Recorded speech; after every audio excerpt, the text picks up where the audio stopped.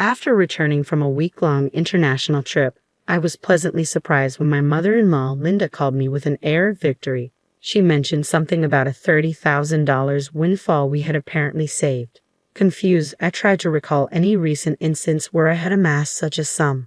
As a freelance jewelry designer, I maintain a savings account for unexpected expenses, but I certainly don't keep large amounts of cash around.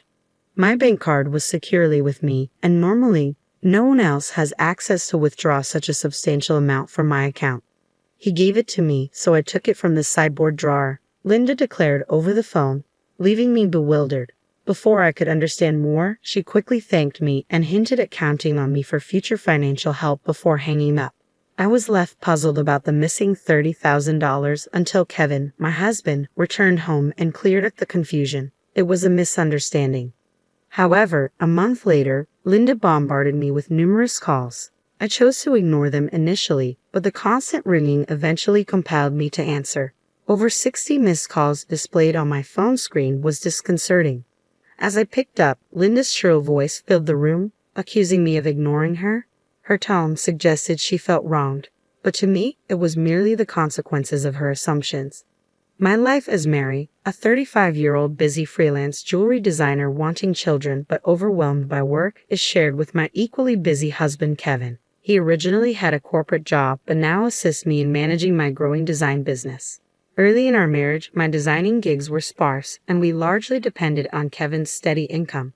Now, as my business flourishes, our roles and responsibilities have evolved, but so have our challenges, like dealing with unexpected family misunderstandings about money. As I neared the age of 33, my career as a jewelry designer had begun to flourish, necessitating better organization of my increasingly hectic schedule. Sensing the growing demands of my business, Kevin, who was well placed in his company and on track for promotion, made a bold decision. He resigned from his job to partner with me, applying his skills in management to our joint venture. Together, we secured contracts with prestigious international brands, enhancing both our professional and personal lives.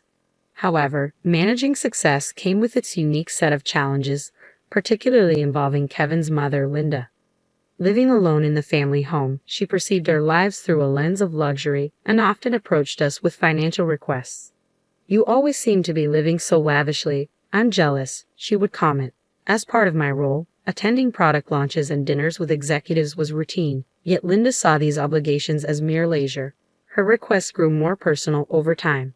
"I'm going to throw a party for my friend soon. Can you give me some money for it?" she asked on one occasion. Although it might appear that we could easily afford such expenses, maintaining our business image was costly and filled with obligations that we couldn't ignore. We weren't living in luxury. These were necessary aspects of our work. Despite my repeated refusals, Kevin, being her son, would occasionally acquiesce to demands, reasoning that a little financial help was a small price for peace. "If giving her a little money keeps her quiet, then it's worth it," he'd argue, finding it simpler to appease her than to have her work disrupted. Yet Linda's demands only escalated. Recently, she expressed a desire for a new dress for an upcoming gathering. Just the other day, Linda came over and pestered Kevin. "Wouldn't a two-piece suit work?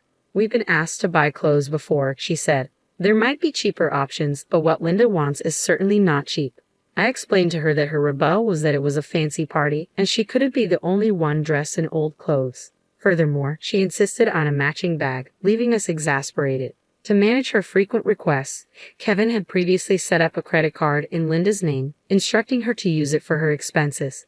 Initially, she overspent significantly and was cautioned by Kevin. Although he asked her to inform us before making significant purchases, she continued her extravagant spending.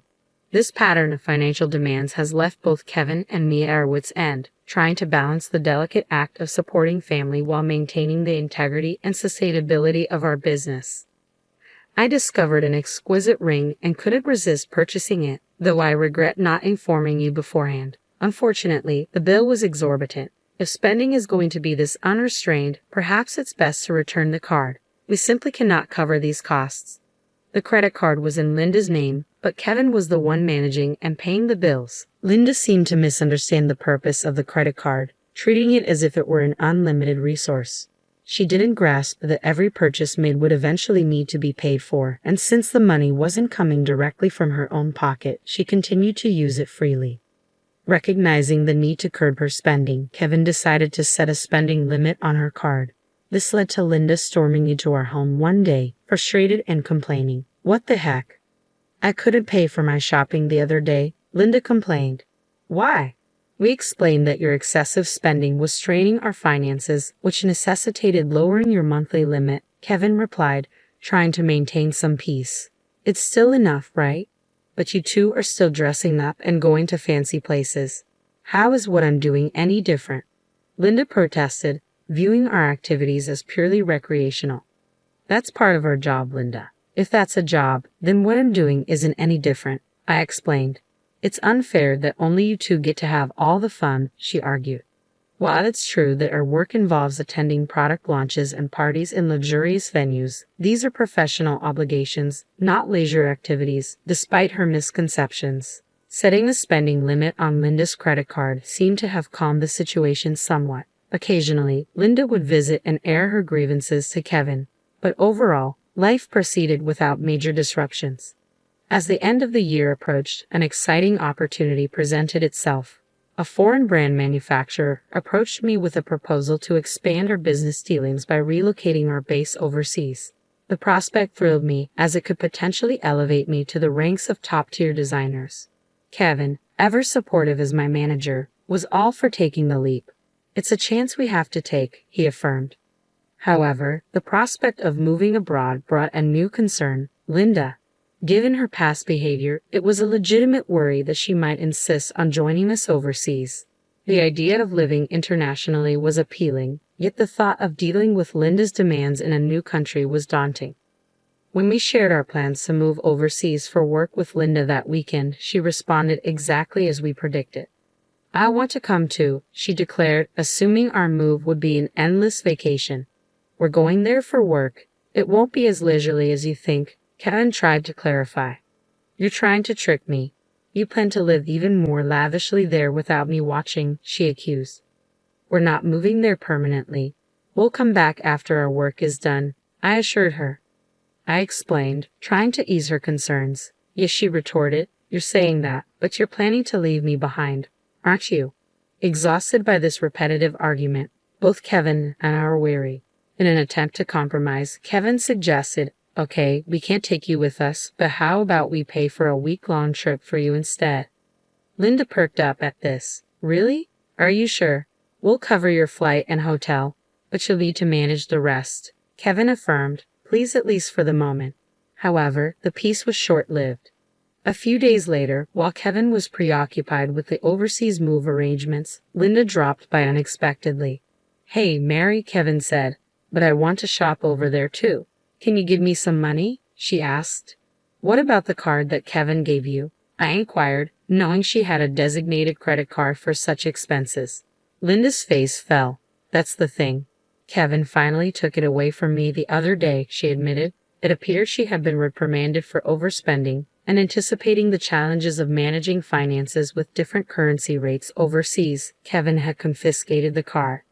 "I don't have that kind of money on hand either. I can't give you money without Kevin's approval." "Can you ask him?" I suggested, knowing full well Kevin's stance.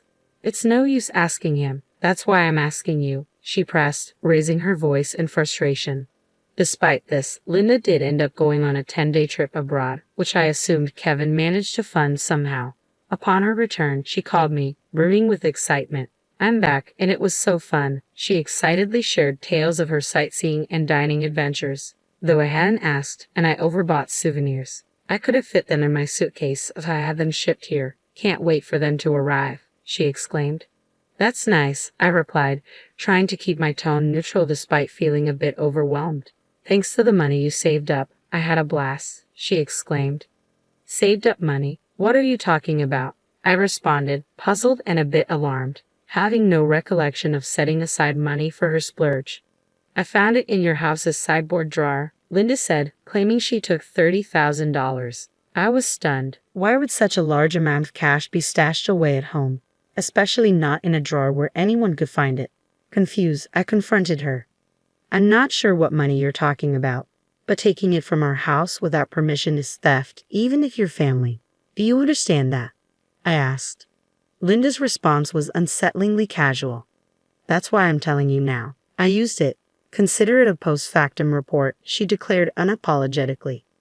I have no idea about this money, but if you took it and used it without telling anyone, that's a crime. And if it was something Kevin had set aside for an important transaction, it's even more serious, I explained, trying to make sense of the situation. Despite this, there hadn't been any noticeable disruptions in our business finances during her trip. You two live so extravagantly, so why can't I have a little of that? Think of it as doing a favor for your parent. It's not a big deal, right?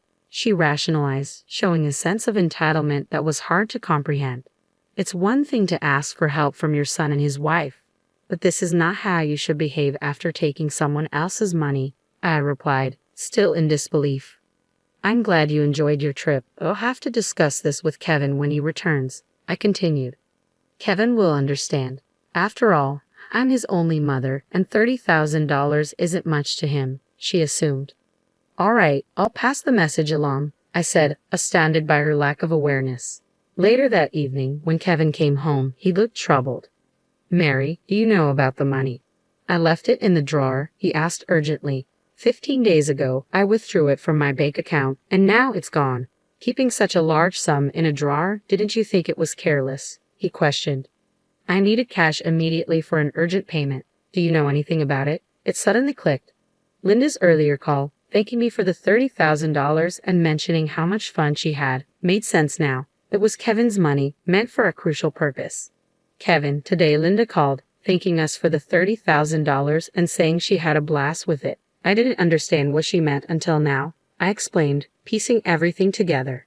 So it was Kevin's money, but what was such a large amount meant for? I asked. Hey, if it wasn't for a business payment, we've been doing bank transfers for a long time, right? Why cash all of a sudden? I questioned, trying to understand the whole scenario while dealing with the ramifications of Linda's actions. I was aware it was Kevin's money that had disappeared, but the full context was still unclear to me. Linda, it turned out, had taken the money without informing us, and I needed to understand why. I asked Kevin, puzzled by the situation. Kevin began to unravel the backstory. After he had reduced the credit limit on Linda's card, she started secretly borrowing money from various sources, including consumer finance cards and credit cards she had opened without our knowledge. When Kevin discovered her growing debt, he took away all her cards and withdrew cash to settle her debts directly, aiming to bypass the banking system to keep our business accounts clean and maintain trust with our partners. This was also partly a farewell gesture as we're moving abroad and won't be around to manage such issues for her, Kevin explained. I plan to handle her debts discreetly to prevent our financial records from getting complicated. A month had passed since then, and as I was busy packing for our move, Linda's frequent calls became hard to ignore. When I finally took her call, her voice was tinged with desperation. Why aren't you answering my calls? I've called so many times, she said, almost in tears. I'm sorry, Linda. I've been caught up with the move. What's going on? I asked, trying to remain calm and give her a chance to explain her side. It's not just one thing, it's everything. They're asking for payments almost every day. It's too much, Linda confessed, her voice cracking under the strain. Have you tried contacting Kevin about this? I inquired, hoping she had sought his help first. He seems to be blocking my calls. I can't get through to him at all, Mary. You're my only hope now. Please help me, she pleaded. I realized then just how complex the situation had become. Linda's financial recklessness had led her into a labyrinth of debt, and now, isolated from Kevin's assistance, she was turning to me as her last resort. As we prepared to start anew in a foreign country, the challenges of dealing with Linda's financial chaos loomed large, demanding immediate attention before we could fully focus on our new beginnings. I was taken aback by Kevin's drastic approach toward his own mother. If he had used the prepared funds to directly settle Linda's debts, this distressing situation might have been avoided. Instead, Linda was now overwhelmed with collection letters and relentless calls from finance companies and consumer lenders. It was a scene reminiscent of something from a dramatic film, one I had never expected to witness in real life. I'll talk to Kevin, but I can't guarantee what he'll do. A son should help his mother in trouble, right? Please ask him for me, Linda pleaded at the end of our conversation. However, with our impending business expansion and our financial resources already stretched thin, we we couldn't afford to further assist Linda, especially given that she had misused the money meant to settle her debts. When I relayed the details of the call to Kevin upon his return home, he responded with a mixture of fatigue and resignation. I had planned to sort things out before we left, but she squandered that chance herself, he said coldly. Indeed, the money was originally earmarked to clear Linda's debts, but she had instead blown it on a lavish trip, leaving no room for excuses. As Linda's calls persisted, I followed Kevin's lead and set her number to block, although part of me wished to help her. After all, she was Kevin's mother, but there was nothing I could do if he had chosen to detach from the situation. Meanwhile, the day of our move overseas was quickly approaching, and I still had a lot to pack. Amid the chaos of packing, I discovered another troubling piece of news. Linda had resorted to selling her house to manage her debts. It turned out she had concealed even more liabilities than we knew. The total amount was so substantial that even after selling her property, she couldn't cover it all. The thought of losing the family home where Kevin had grown up was profoundly upsetting. "Hey, our family home is gone. Are you okay with that?" I asked, sensing his sadness. "How can I be okay, but there's nothing we can do," Kevin replied, his voice tinged with sorrow.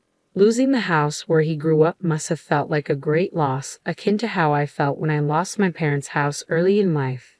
In the midst of these complex feelings and the heavy task of packing, we had to come to terms with the fact that some situations were beyond our control and focus on our future.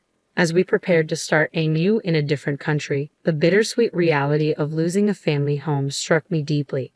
I observed the situation unfolding with Kevin. Unlike my past experiences, Kevin had not only lost the tangible structure where his earliest memories were formed, but also his emotional sanctuary.